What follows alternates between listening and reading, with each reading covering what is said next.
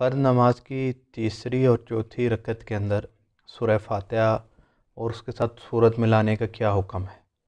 अगर कोई शख्स सूरह फातिहा या सूरत नहीं मिलाता तो उसकी वजह से उस पर सजदा सahव वाजिब होगा या नहीं होगा। एक बात याद रखें कि फ़र्ज़ नमाज की जो पहली दो रकतें हैं उनके अंदर सूरह फातिहा और उसके साथ सूरत मिलाना शरन वाजिब है। अगर कोई शख्स नहीं मिलाता तो उस पर सजदा सahव वाजिब होगा।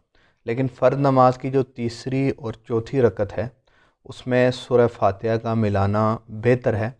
अगर कोई नहीं मिलाता, 3 तस्बीह की मिक़दार खड़ा होकर रुकू कर लेता है तो नमाज उसकी शरन दुरुस्त हो जाएगी।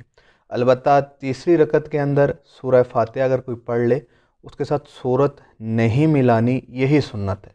और अगर कोई शख्स इसके साथ सूरत मिला लेता है तो ये शरन खिलाफ सुन्नत है। इसकी वजह से भी उस पर सजदा सahव वाजिब नहीं होगा। बकाया जहाँ तक ताल्लुक़ है और नमाज़ों का जिनमें नवाफिल हैं, सुन्नतें हैं, वाजिब हैं, तो उसके बारे में फ़ुक़हा कराम लिखते हैं कि फ़र्ज़ नमाज की तीसरी और चौथी रकत के अलावा हर नमाज में, चाहे वो वितर की नमाज हो, चाहे वो सुन्नत मुअक्कदा हों, चाहे वो सुन्नत गैर मुअक्कदा हों, तहज्जुद की नमाज हो, इशराक हो, चाश्त हो, जो भी नमाज हो, उसकी तीसरी और चौथी रकत के अंदर सूरह फातिहा का भी पढ़ना और उसका सूरत का मिलाना शरन वाजिब है। उसमें अगर कोई नहीं मिलाता तो उस पर सजदा सahव वाजिब होगा।